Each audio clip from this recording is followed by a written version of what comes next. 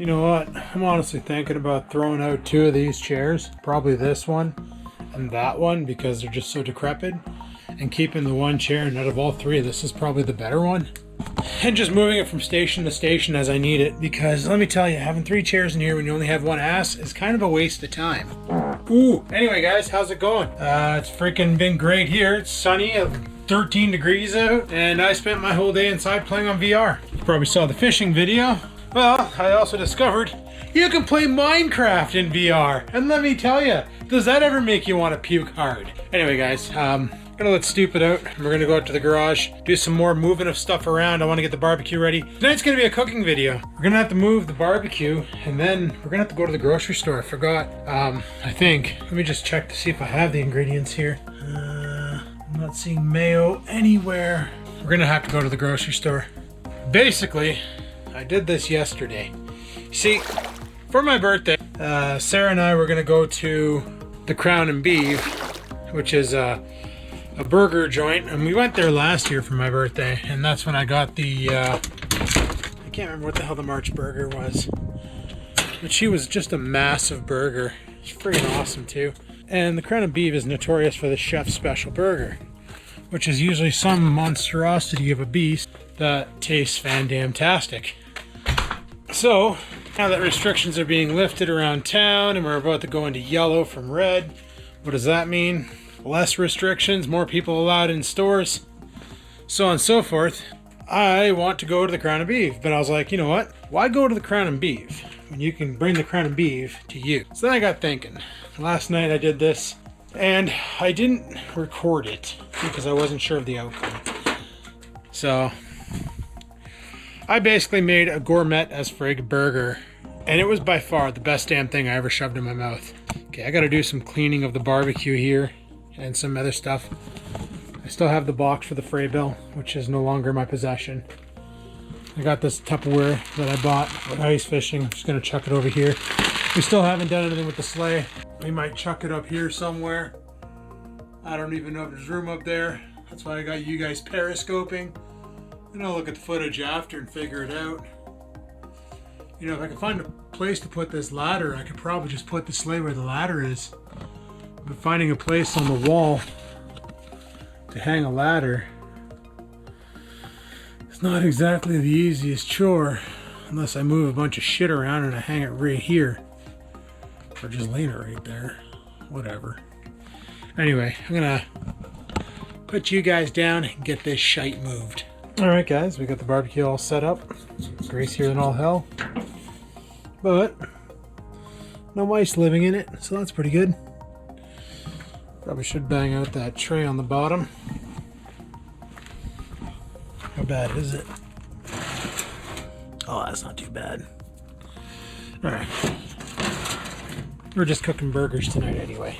So, now that I got this all straightened out, I noticed here, I thought that was a gasket for a exhaust or something, but I don't know where this piece of insulation came from. I don't see anything missing up above, so I don't freaking know. Whatever, no big deal. Anyway, got some cans and stuff on the ground that I'm gonna have to grab and clean up. I got a lot of cleanup I gotta do in here and get it ready for the summer for all the fun projects I have in mind, especially once all that shit melts. But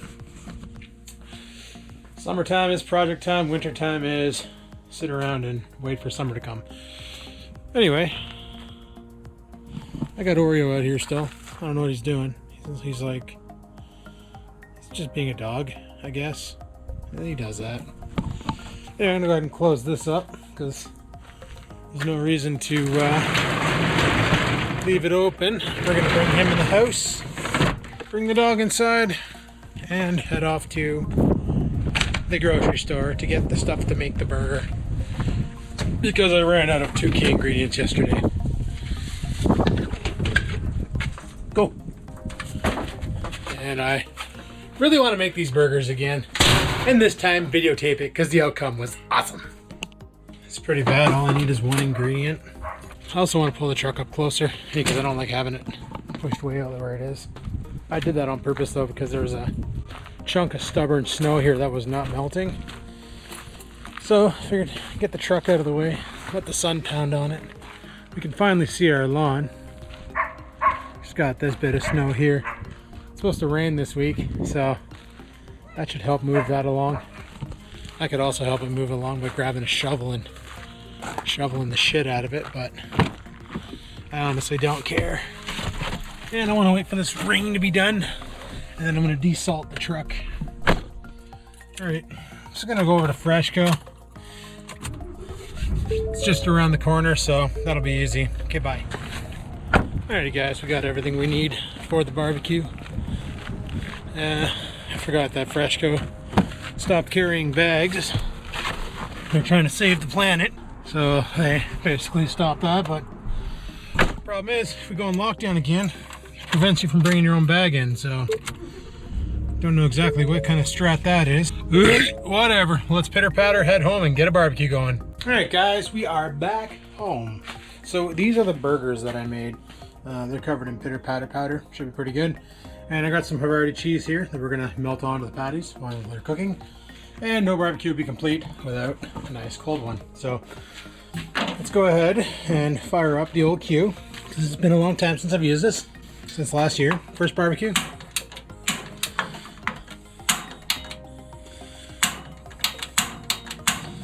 Wasn't sure if the sparker was going to work.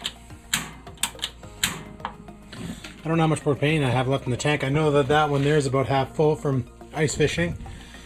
But keep forgetting with this barbecue, when you go to turn it on, you have to like turn it a little bit, hear the hissing, hear the propane leak out, and then spark it. And sometimes if you get all three of them going and you spark the one in the middle, the flame will explode big enough to light all the others. And if you're really bad at it, you could actually blow up your barbecue. So don't recommend anything, just start your barbecue normally, okay? All right guys, might as well crack into a cold one here.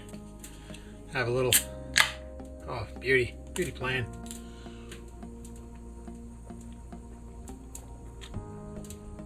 Could have barbecued this winter if I didn't have a damn car here, which is why I'm thinking like next year I might just overinflate the tires and leave it outside. But you know, what's it gonna hurt it? It's a trim-clad paint job. It's an old car. Cars are meant to be in the outside, you know. Oh, hey, why is it so smoky in here? What's burning? Was there a mouse in here that I didn't know about? I don't know. Anyway, guys, yeah. Last night, well, you saw the fishing video, the VR fishing video. I decided to hook up. I was bored. You know, originally this weekend, I was going to be like, well, if Sarah was in town, I was going to get the fat bike out and go meet up with her and we could bike around like we did last year and do bike rides and burn calories and stuff. But she went back to visit her mom. So last night I'm sitting there and I'm like, what the hell am I going to do with myself? And then I looked back and I saw the VR goggles and went, I wonder how if those would actually work with that fishing game that I saw my buddy play. Because he has the Oculus Quest 2, which is like a wireless. It's a brand new Oculus that you can get at Best Buy. And he was playing the fishing game. And it looked really fun. Like he just sits there and casts out. And I'm like, man, you know, that would really scratch that itch I have right now. Like I am just itching to get out there and start casting, like so bad that I was getting ready to, I was thinking about spooling up the bait caster and just casting in the backyard, like just a weight. But then I was like, oh man, the friggin' snow and if I get it caught in a tree and oh, it'd just be a pain in the ass. But I have the Lenovo Explorer. That's my headset. It's kind of cheese. Like it's not the greatest.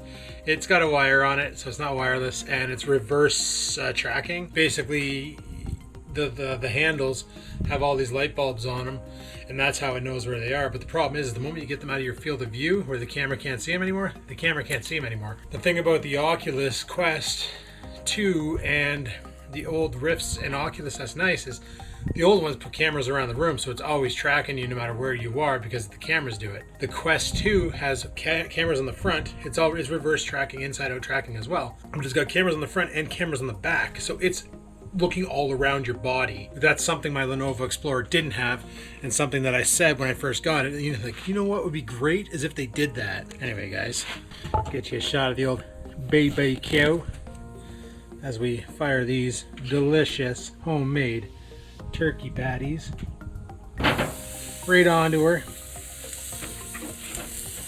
You know what? I'm gonna be honest. I don't know why I'm wasting propane on that one. Let that sizzle fry up. Should be good. But yeah, my VR is just the Lenovo Explorer. You know, it's right along lines of the Acer, not sure what the hell they called theirs. HP released one and Samsung released one, but I've never seen anybody have the Samsung one. I think that was only released overseas, maybe in Asian countries, because I didn't see it listed anywhere on Newegg or Amazon when I was buying the Lenovo. And the reason why I went with the Lenovo over the Acer or the HP is price. The Lenovo, they're all the same. They all have the exact same specs and everything, but for some reason the Lenovo was $50 cheaper. And everybody said it's the more comfortable one. Now the problem I have is it pinches my nose. So as I'm playing, after a while, I can't breathe out my nose. It feels like it's stuffed and it's just being pinched by the foam. And it gets kind of annoying, but it's just one of the side effects of, you know what? I gotta go wash this spatula. I'll be right back. Alright guys, burgers are done. Let's go in the house. I'll show you how we dress them. It's friggin' awesome. Sorry I didn't film much of the barbecuing process, but my neighbor's kids came home. Daughter was outside with her friend, and they were chatting about how dumb boys are, pretty much. Basically, I kind of didn't want that conversation on video. Not my pig, not my farm, not my monkey, not my circus. So, decided to just get the barbecuing done, and then we'll get dressing these burgers. So guys, probably thinking, alright, so you got some turkey burgers with some provolone cheese. What's the big frickin' deal? Well, let me tell you what the big frickin' deal is. The big frickin' deal is the thing I'm about to make right now that goes right on it. So, first off for the bun. Guys, we are using baked fresh Friday. Mother freaking cheese buns. Oh yes. All in to freaking win. So, you want to cut these bad boys right in half. You can use any bun you want.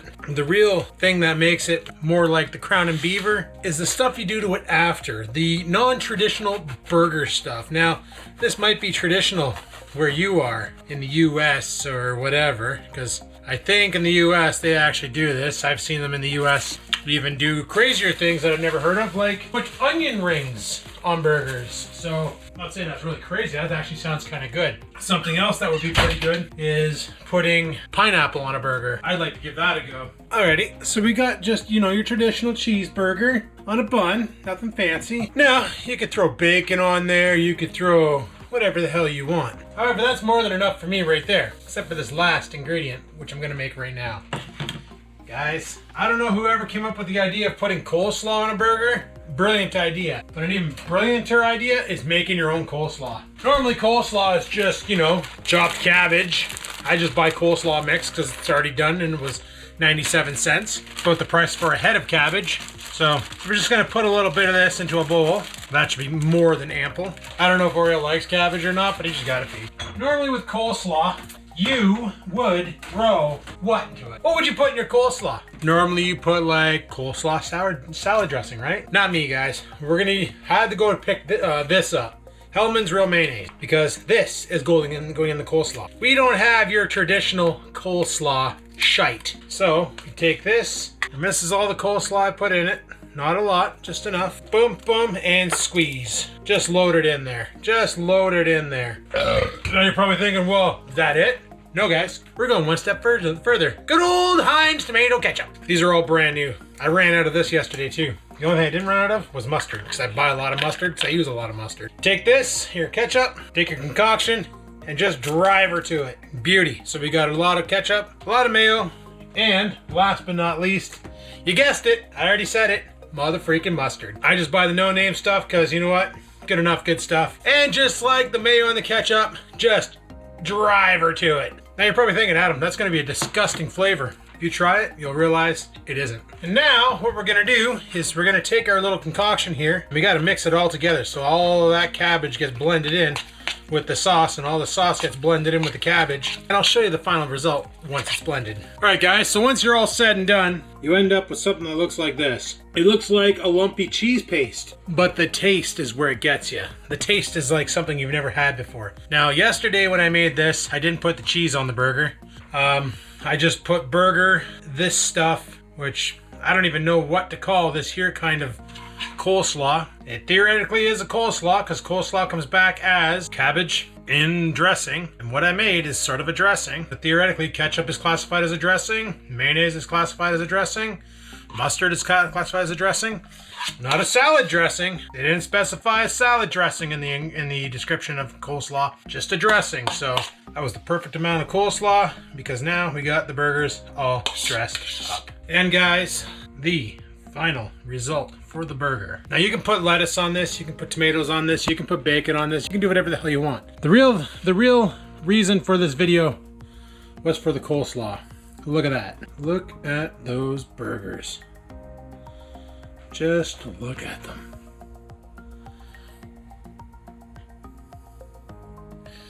Turkey burger, there's probably about 1,000 calories here because the buns are 220 each. There's about 250 calories worth of meat. So each one of these is about 500 calories, so 1,000 calories with the burgers. This is the only thing I've eaten today. I haven't had anything for lunch or breakfast. I got up and didn't know what to do with myself. So I was like, oh, you know what? I don't feel like hanging that sleigh today. Instead, people said they wanted a cooking video. Let's give them what they want. So guys, there you go. I invented that coleslaw yesterday for fun, and it turned out so damn good that I'm never making a burger any other way now, except for that way, unless I can't find coleslaw. But to show you that I actually do like it, and I didn't just make it for the fun of it, here is the Big Beast Burger.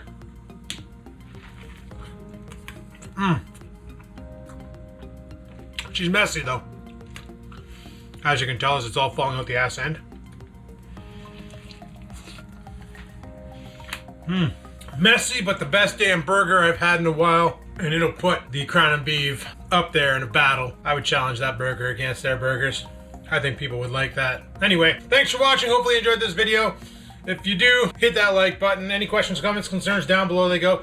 If you run your own restaurant and you decide to try to make that and sell it to customers, let me know in the comments below what the customers thought of the mayonnaise, ketchup, mustard based coleslaw burger. Call it what you want. I don't even know what to call it.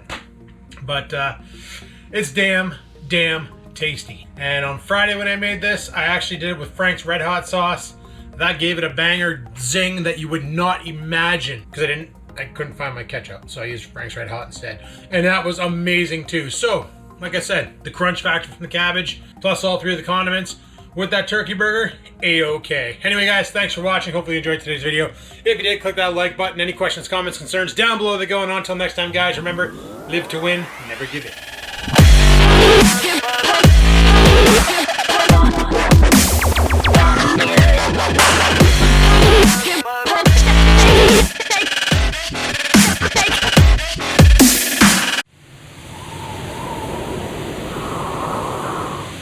Sit, stupid, sit. Good dog.